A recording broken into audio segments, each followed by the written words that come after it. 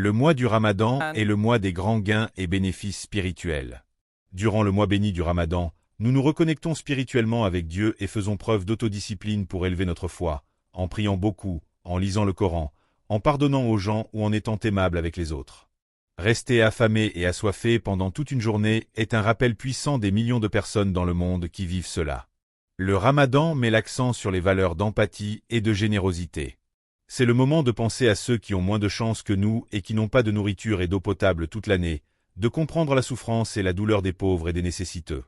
Allah nous dit « et offre la nourriture, malgré son amour, aux pauvres, à l'orphelin et aux prisonniers. » Al-Inezan, Coran 76, verset 8.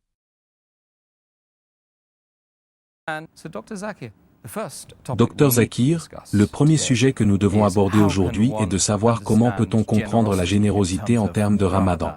Quels sont les actes de générosité auxquels vous recommanderiez à un musulman de s'engager? Une personne doit toujours être généreuse tout au long de sa vie, mais pendant le Ramadan, elle doit être plus généreuse et doit atteindre son apogée. Et il y a plusieurs façons d'être généreux. Par exemple, une chose que les gens pensent normalement à la générosité est d'aider les gens avec de l'argent. Mais ce n'est pas le seul acte de générosité. C'est l'un des actes de générosité que d'aider quelqu'un avec son argent. L'autre acte de générosité, c'est que si vous partagez vos connaissances, si vous guidez quelqu'un vers l'islam, ou vers la dawa aux non-musulmans, même cette générosité, vous les aidez avec vos connaissances. L'autre acte de générosité est peut-être que vous pouvez les aider avec votre force physique, en faisant un travail ou peut-être en soulevant quelque chose. Même cela est un acte de générosité. Toute bonne action est un acte de générosité. Par exemple, vous pouvez être dans une position. Étant dans cette position, le travail que vous faites, vous pourriez être en mesure d'aider quelqu'un à répondre à un besoin. Même cela est un acte de générosité. Tout cela relève donc d'actes de générosité. Frères, c'est mentionné dans Sahih Bukhari, volume numéro 1.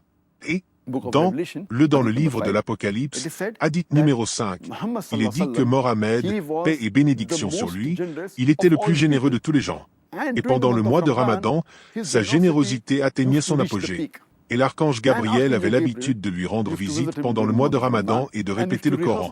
Et il est dit que le prophète Mohammed, paix et bénédiction d'Allah soit sur lui, il était plus généreux que le vent fort et incontrôlable. Il était le summum de la générosité.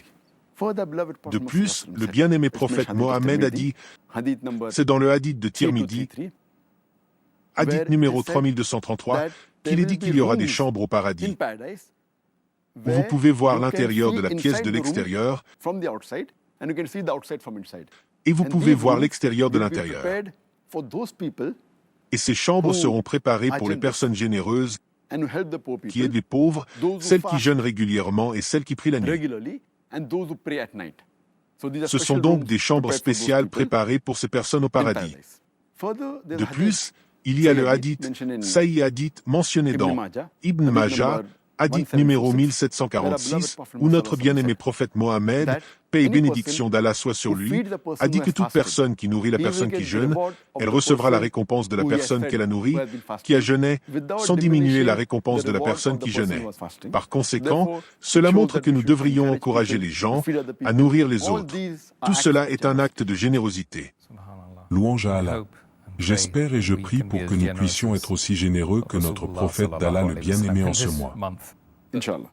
قل إن ربي يبسط الرزق لمن يشاء من عباده ويقدر له وما أنفقتم من شيء فهو يخلفه وما أنفقتم من شيء فهو يخلفه وهو خير الرازقين